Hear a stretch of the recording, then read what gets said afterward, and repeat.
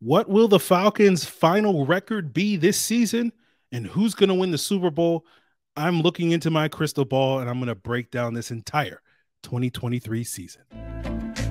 You are Locked On Falcons, your daily Atlanta Falcons podcast. Part of the Locked On Podcast Network, your team every day.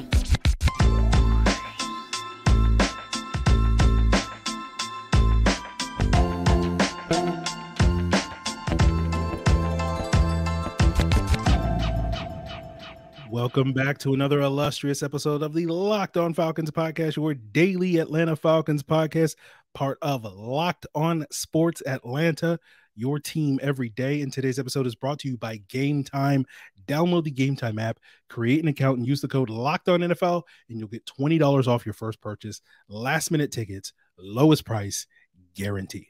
So, guys, if you don't know me, I'm Aaron Freeman. I've covered the Falcons for many years, formerly at FalcFans.com, RIP, still going strong here as the very humble host of this illustrious podcast. You may also know me as Sirius Black. You may also know me as Mr. Drew. Now, my friends call me Negative Nancy. You can call me Mr. Drew, but you can become one of my friends by becoming an everydayer of this illustrious podcast, by making it your first listen each and every day. And all you got to do so is to subscribe or follow for free on YouTube or wherever you listen to podcasts, and you'll get the latest episode as soon as it is available. So today's episode, we will be going through all my 2023 record projections. We'll be looking at the Falcons record.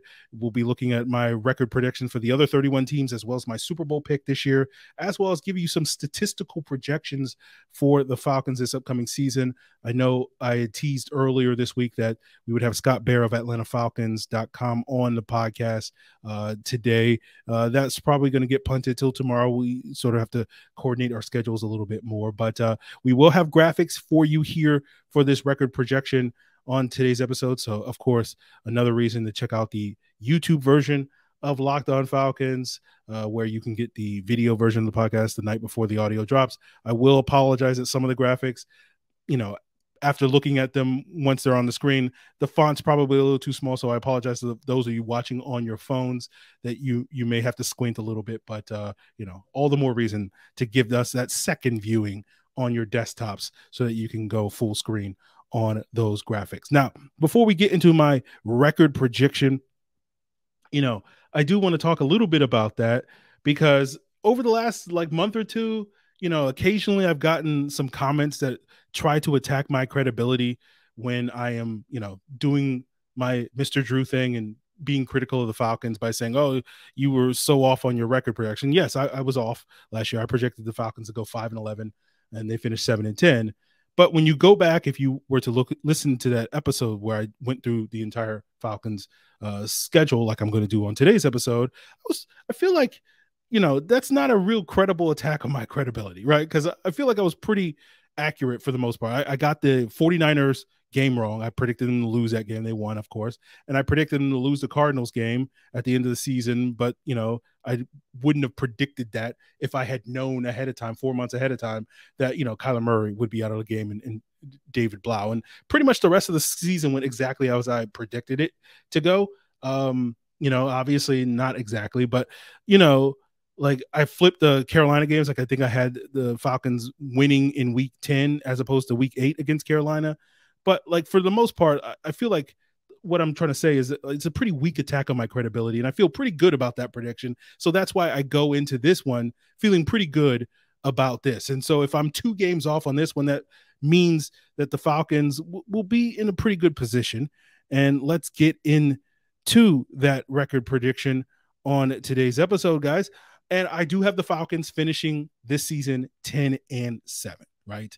For the last, 5-6 months, I've generally felt like the Falcons feel like a 9-8 team. But when I went through the schedule, in the last 24 hours, I came away with a 10-7 record prediction. I do have the Falcons winning the NFC South with that record and making the playoffs this year. We'll talk a little bit later in the pod about how far they go in said playoffs. But if I'm 2 games off of that 10-7 record, that probably means that the Falcons will get between 8 and 12 wins this season. And, that feels like a pretty fair range in terms of projections. I would imagine most of you guys feel like that's probably the range where the Falcons will wind up this year. So I'm kind of smack dab in the middle at 10-7.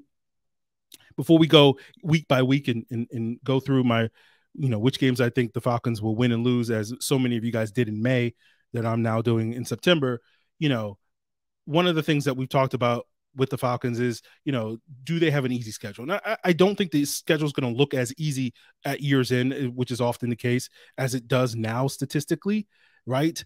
But I will say that I don't think this schedule is especially challenging for a team like the Falcons, because they're not really facing the types of teams that I think would really give them problems. You're not seeing a whole lot of elite quarterbacks on their schedule. You're not seeing a lot of elite defenses on their schedule. It's basically like the Jets in terms of elite quarterbacks, and then maybe the Jets and the Titans in terms of elite defenses. There are other good defenses on their schedule. So I do feel like for that reason, it's not going to be an easy schedule, but I do think it's going to be one that isn't especially challenging for this Falcon team. But as you can see, I do have the Falcons winning this Sunday in week 1 against the Carolina Panthers to start their season 1-0 and getting finally above 500 for the first time in 5 years. But that won't last very long, right? Because I have the Falcons dropping their next 3 to Green Bay, Detroit, and Jacksonville. And so I do think by the time we get to the month of October, when the Falcons, based off of this projection, are 1-3, there's going to be a lot of panic, right? But as you've heard me say many times over the last several months, it's not about how you start, it's how you finish. And I do think the month of October in general, even if it's off to not the greatest start with that loss in the London game to the Jaguars, it will be a good month for the Falcons, with the Falcons being predicted by myself to win 5 of their next 6, beating Houston, beating Washington, beating Tampa Bay, losing to Tennessee, beating Minnesota, and then beating Arizona going into their week 11 bye. So I have the Falcons starting the season 1-3, but finishing 6-4 going into their bye. And so that's a pretty impressive turnaround, right? And so I think the frustration and panic that's going on in early October involving this team will be very different by the time we get into the month of November. But coming out of that bye with games against the Saints, Jets, I do have the Falcons losing both of those games. I do have them beating the Bucs to get the sweep for the season, and then losing to the Panthers in week 15. So I do have the Falcons splitting with Carolina this season, and you could easily, again, just like last year, flip-flop that week 1 and week 15 game with the win and loss. So instead, potentially, of a 1-3 start that I'm projecting, it could very easily be an 0-4 start for the Falcons. But again, if they flip that and, win that week 15 game going into that Christmas Eve game against the Colts, against the Panthers, they'll still have a 7-7 record. So they will have turned it around despite a pretty slow start. And so I do have the Falcons winning, right? That Colts game. So that Panthers game that I'm currently projecting the Falcons to lose in week 15 is, for me, the last loss of the season. And they win their final 3, beating the Colts on Christmas Eve, beating the Chicago Bears on the road, and then beating the New Orleans Saints in week 18 with a win in your in type of game for both teams, right?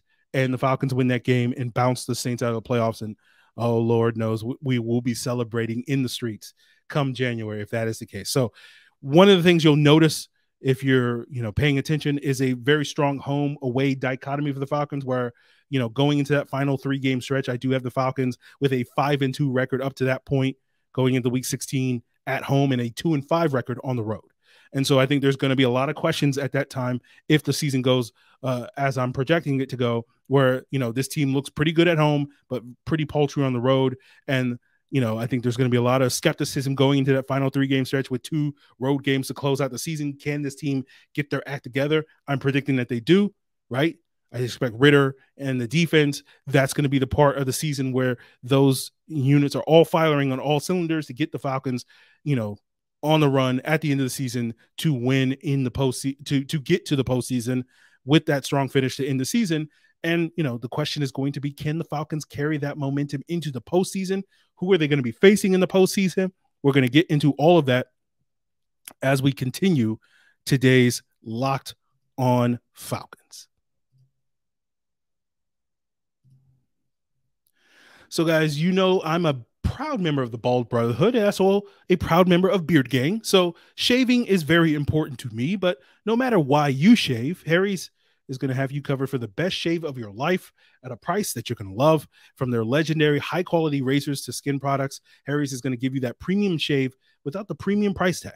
and deliver it right to your door. Their starter set includes a 5-blade German-engineered razor with a sleek, ergonomic weighted handle with foaming shave gel, travel cover, and they also have creams, washes, and lotions that will keep your skin healthy and hydrated. So get the best shave of your life ever this season with Harry's razors and skin products, and you can get that $13 starter set for just $3 by going to harrys.com/NFL.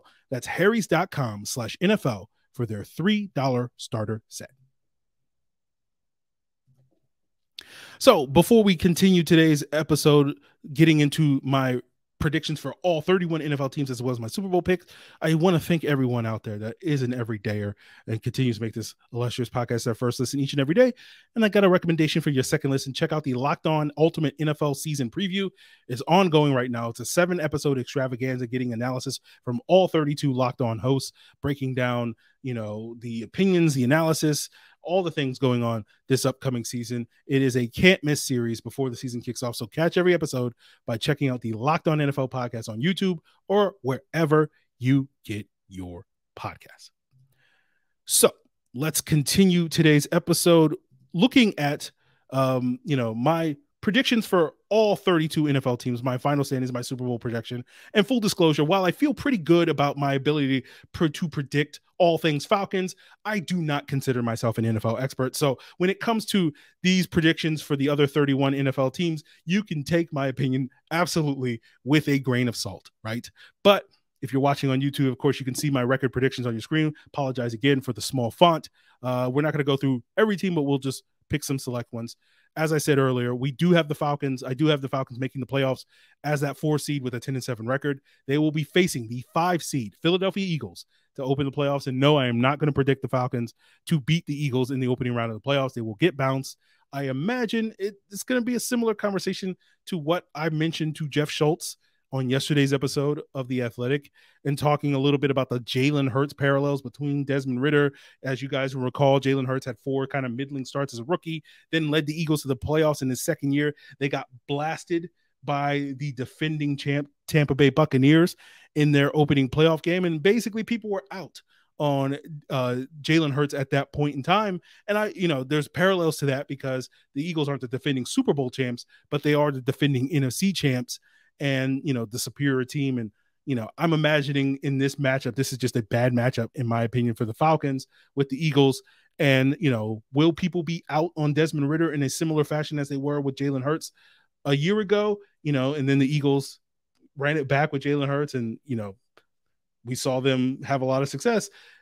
I'm sure there will be a lot of parallels and things and comparisons made. So it's going to be a very interesting conversation come January, February, if the season goes as I'm projecting it to go in that sort of situation. Are the Falcons going to stick with Ridder, or are they going to, in a offseason, that was one of the reasons why the Eagles kind of ran it back with Jalen Hurts, because, it was that 2022 quarterback class and there wasn't really a clear upgrade in the draft and free agency.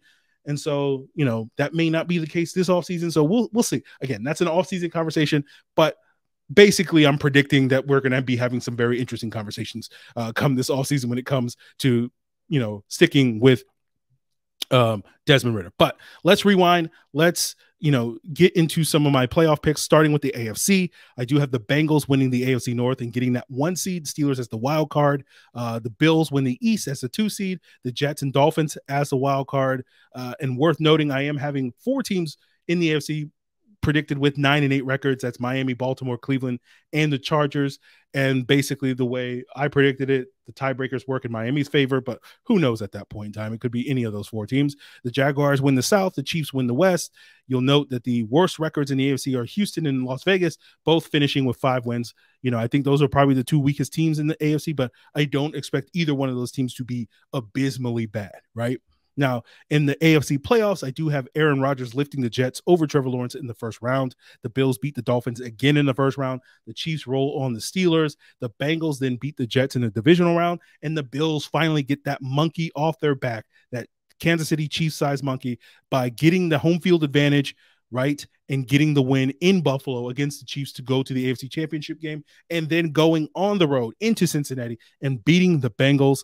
And, This, I think, will be the first time in 5 years, if this goes according to my predictions, that the Chiefs will not be in the AFC Championship game. And I think Von Miller, getting him back in the second half of the season will be that sort of spark to the Bills defense, like it was 2 years ago to the Rams defense in the second half of that season, to sort of give them that adrenaline shot to get the Bills their first Super Bowl appearance in 30 years. But who are they going to be facing in the NFC? Let's talk about that. The NFC East, right? No team has repeated as the NFC East champion since like 2004, right? And I think that streak's going to continue this year. I have Dallas winning the East at a 13-4 record. Am I on drugs? Probably, right? Eagles finish second place in that division with 12-5. The Giants get the wild card at 9-8 record. The Lions win the North. They get that 3 seed with 11-6 record. Of course, the Falcons win the South. The 49ers squeak by the Seahawks to win the West with a 12-5 record. The Seahawks finish 11-6. The worst records in the NFC belong to the Arizona Cardinals, who I have going 1-16 to secure that number 1 pick and to get Caleb Williams in next year's draft.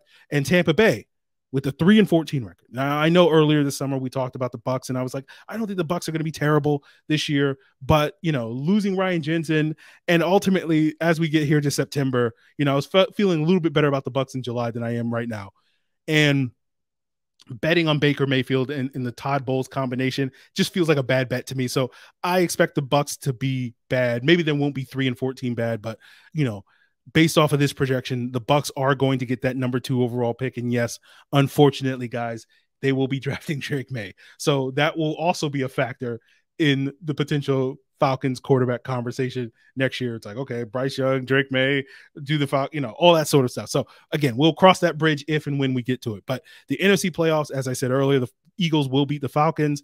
I have the 49ers beating the Giants in the first round. The Lions losing at home to the Seattle Seahawks. Geno Smith back at it. And of course, you get divisional rematches in the divisional round with Dallas at home against Philadelphia, the Seahawks going on the road to San Francisco. I have the Cowboys beating the Eagles. Again, I'm on drugs, guys. Now, to be honest with you, I am literally on drugs because I'm coming down with a little bit of a cold and I'm on some medicine. So maybe this in 4 months, when we look back at it, it's like that cold medicine had a crazy effect on me to have the Dallas Cowboys beating the Philadelphia Eagles in the second round to make it to the NFC Championship game. But let's have some fun with it. Let's have another team do something that they haven't done basically in 30 years, which is the Dallas Cowboys make it back to the NFC Championship game for the first time since 1995.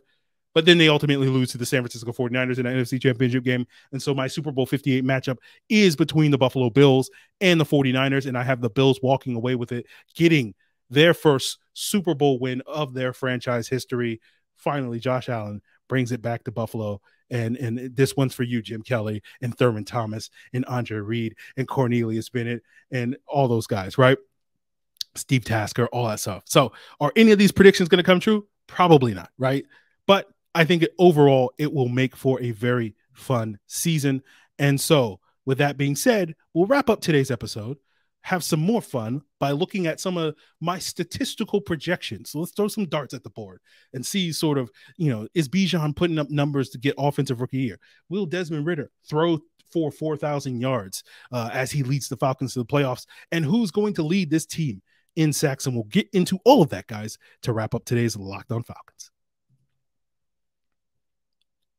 So, guys, buying tickets to your favorite events shouldn't be stressful, and Gametime is the fast and easy way to buy your tickets for all the sports, music, comedy, and theater near you, with killer deals on last-minute tickets and their best price guaranteed. You can stop stressing and start getting hyped for all the fun you're going to have. I love Gametime because not only when I click on a venue, I can see the view of the event from my potential seat purchase, but it's also easy to find those last-minute flash deals on their platform. And those flash deals mean you don't have to plan months in advance. So you can get tickets to football, basketball, baseball, concerts, comedy, and more right up to the day of the event. I know after Duke took care of business against Clemson, I will definitely be attending some Duke home football games to watch my guy Riley Leonard do it all this year. And you'll always get the best price guaranteed if you find tickets in the same section and row for less. Gametime will credit you 110% the difference. Snag tickets without the stress with Gametime.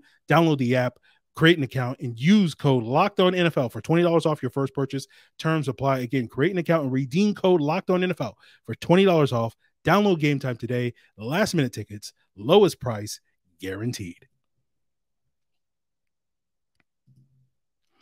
So, all right. As we wrap up today's episode, I want to give another special shout out to my everydayers.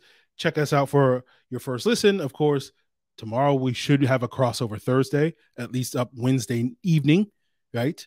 But of course, you can check that out. We'll see if and when the Scott Bear episodes, we potentially have other guests. So there may be a jam-packed week. You might get like 4 episodes the rest of the week, depending on how things go this week, depending on, if I can coordinate these schedules so that you guys will have all that illustrious content right at your fingertips heading into week 1. So you'll be absolutely prepared. So continue to make Locked On Falcons your first listen. So guys, let's look at my statistical projections. And again, I apologize for the small font. We'll work on my graphics game in the future, but similar to projecting the entire season, if you go back and look at my projections the last couple of years, they've been pretty far off. For example, last year I had Tyler Algier rushing for less than 500 yards. Of course, he more than doubled that. I had Kyle Pitts getting over 1,000 yards receiving last year. He didn't come close to that. So this is more fun to talk about than necessarily me feeling like it's going to be accurate. But, to briefly kind of sum up my methodology, I wasn't necessarily pulling these numbers from my butt. Like I was looking at total plays and projecting, okay, how many runs versus passes, and then looking at some of the players' career averages and tweaking those numbers up and down a little bit. And, that's why you only see me projecting certain things. For defense, I felt like I could make a semi-educated guess on, how many snap counts various guys would get based off of last year's numbers, looking at the Saints sort of snap counts in terms of pass rush snaps, and therefore could project pressures and sacks based off of that. But interceptions is just kind of the luck of the draw and more random. But sort of looking at the broad stats that will jump out to you, I do have Desmond Ridder passing for 3,318 yards, 21 touchdowns, and 11 interceptions. Bijan Robinson leads the team in rushing with 208 carries for 1,076 yards and 8 touchdowns. Tyler Algier adds another 772 rushing yards on 158 carries and 5 touchdowns. Drake London leads the team in receiving with 72 catches on 114 targets for 916 yards, 6 touchdowns. Kyle Pitts has a rebound season with 62 catches on 101 targets, 859 yards, and 4 touchdowns. Bijan Robinson adds another 43 catches for 353 yards and 3 more scores. Our favorite number 2 wide receiver, Matt Collins, has 37 catches, 481 yards, 2 touchdowns. Now, Kaden Elliss leads the team with 6 sacks. Grady Jarrett adds 5.5 more and leads the team with 52 pressures. Bud Dupree, Calais Campbell, Arnold Bichetti, David Onyemata, all sort of clustered in at 3.5 to 4.5 sack range, all getting between 29 and 38 pressures. So, not any one dominant pass rusher. And I think because of that, you'll see, again, if we're projecting based off of these expectations, what we'll be talking about in the offseason, there will be much talk about, getting that quote unquote alpha double-digit type of sack pass rusher, especially at the edge rusher position, either in free agency or next year's draft. So we'll see about that. Another stat that I have is Younghoe Koe, right? And he nearly matches his career high in terms of points, right? In 2020, he had 144 points.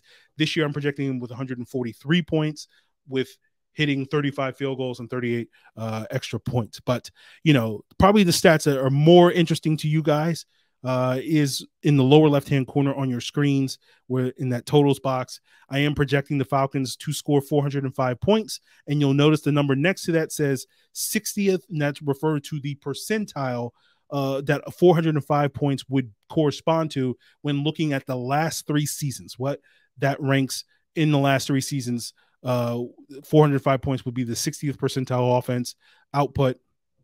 And then next to that, you'll see the 13th ranked, right? And that is roughly corresponding what 60th percentile would rank amongst 32 teams. So, on average, 405 point output would rank 13th in any of the last 3 seasons is basically what that means, to give you sort of a rough estimate. Now, I have projected the Falcons to finish giving up 403 points.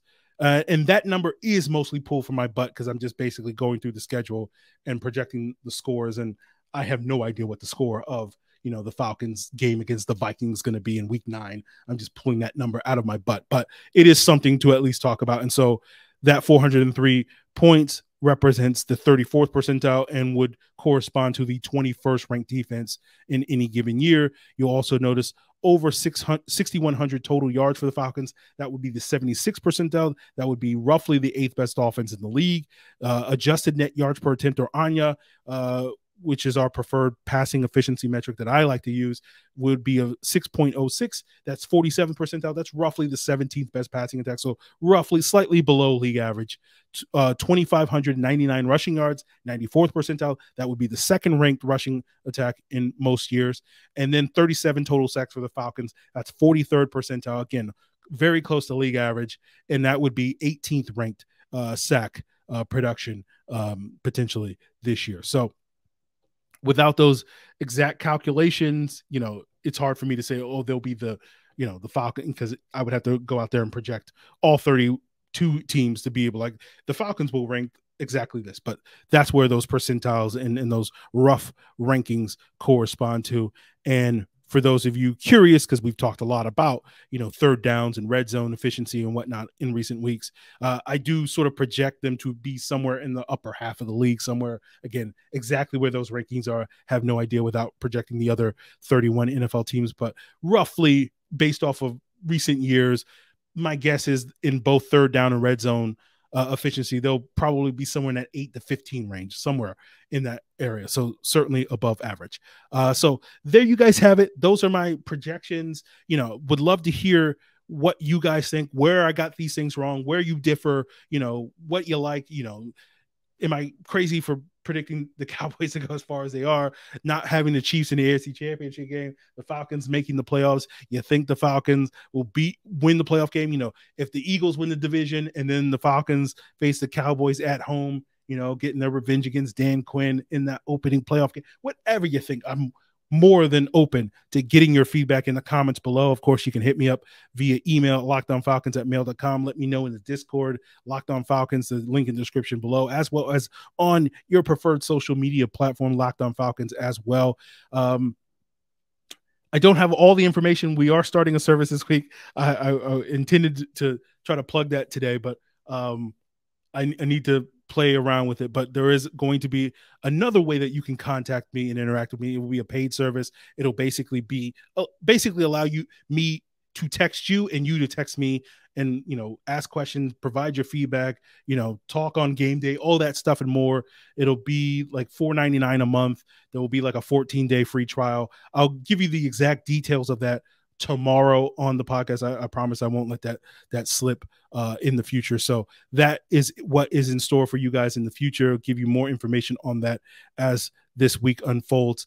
But guys, really appreciate you continuing to make this podcast your first listen. And of course, for your second listen, check out the Locked On NFL podcast so that you can get that ultimate season preview and breaking down, where I'm wrong, right? All that stuff and more. And until, I'm sure Locked On Texans is going to be upset with me or whoever, Locked On Commanders, I don't know, whoever. So all that stuff and more, some more insight into the other 31 teams, definitely better insight than I can provide is basically what I'm trying to say. So make sure you check that out as your second listen. And we'll be back with more content, including a crossover Thursday. It's all part of Locked On Podcast Network, your team every